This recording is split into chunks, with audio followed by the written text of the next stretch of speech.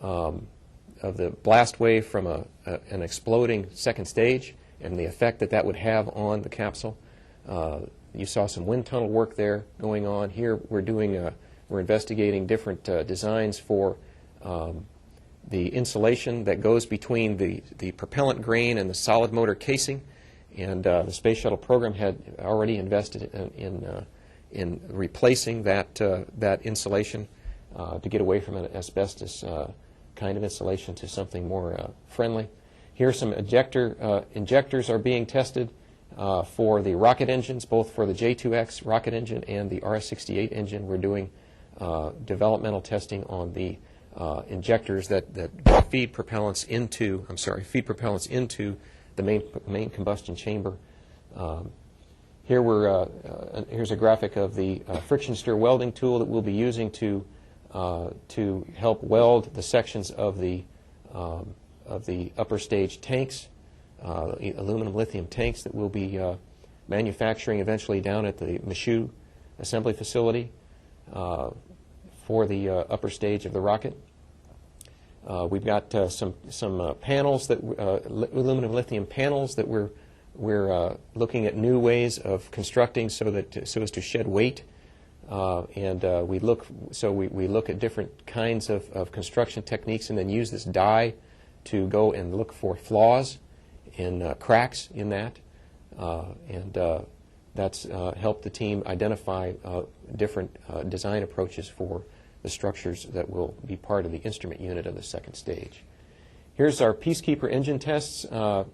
We took some Peacekeeper engines. They'll be the roll control package, basically the reaction control system for the Ares-1X rocket test in 2009. And we've taken these engines out of storage, taken them to White Sands and tested them to make sure that we understood their performance envelope and that the hardware is, in fact, still useful to us. Let's see. Next, let's go to the graphic. The next graphic, I think, is moving on to ground operations now. Here at the Kennedy Space Center, the team here continues to do analyses and trades, working with construction engineering firms at different options for outfitting our launch facilities or rejuvenating them. Here is the concept for Ares-1 and Orion in the VAB and out at the pad. We are going to be redoing the platform system in the vertical assembly building and of course, building a new mobile launcher platform and tower that will marry up to that. We have both design and procurement activities ongoing that will culminate in contracts this year on much of that work. Next graphic. Here's for our concept for the Ares-5. This is still in the early stages, but we are trying to look ahead to when we begin, after 2010, begin in earnest working toward getting ourselves in a posture to go back to the moon. Ares-5 also is intended to be a mobile launcher with an integrated tower kind of approach, and this just depicts our current concept on that. Next graphic. Here's Ares-1 out at the pad with its emergency escape system. This is a concept, just one concept that we've been toying with. We are currently working on selecting a contractor to help us with this design, and that should wrap up here in the next few weeks. To finish up and then to open it up for questions, I've got one short little video that Doc's team actually pulled together that talks about our lunar program. Here the Ares-5 is depicted ready for launch. What we've currently intend is that what we'll plan to do is actually launch Ares-5 and Ares-1 on the same day, probably close to 90 minutes apart, is our goal. We'd launch the Ares-5 and make sure that the Earth departure stage and the lunar lander are placed in a safe orbit. And in the meantime, we will have had the Ares-1 on the launch pad and ready to go, and such that if anything should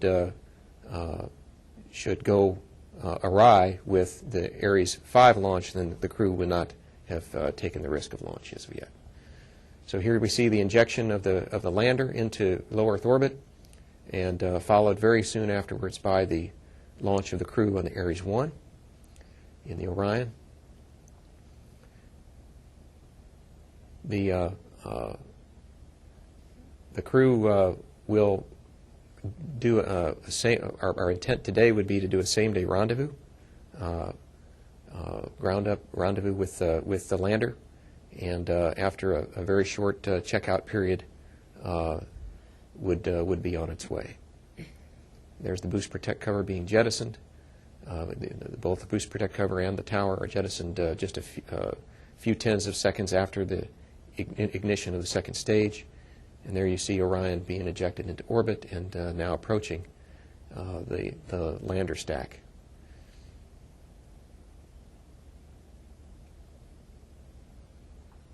And I haven't seen this whole thing, so I'm seeing it for the first time too. So. You did a nice job.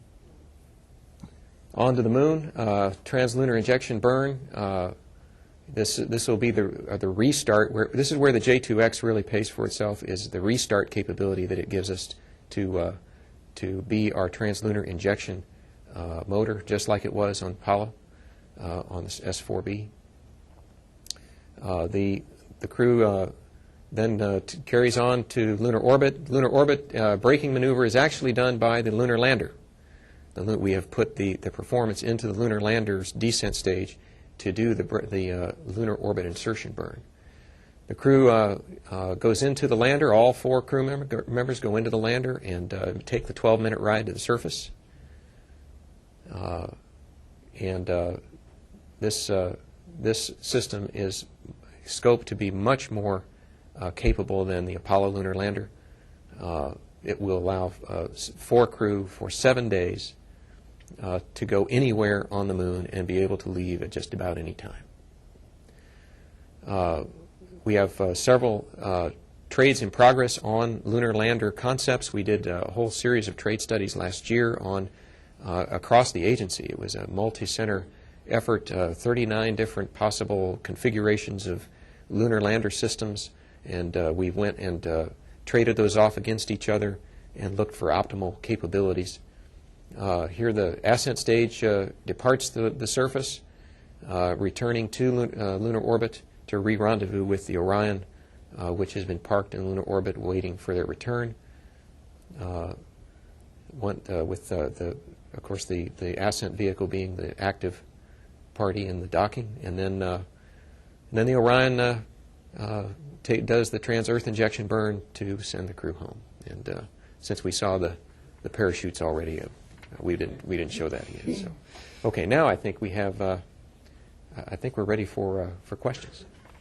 Okay, thank you. We will take your questions. Please wait for the microphone, and then also please state your name and affiliation. Start right over here with Seth.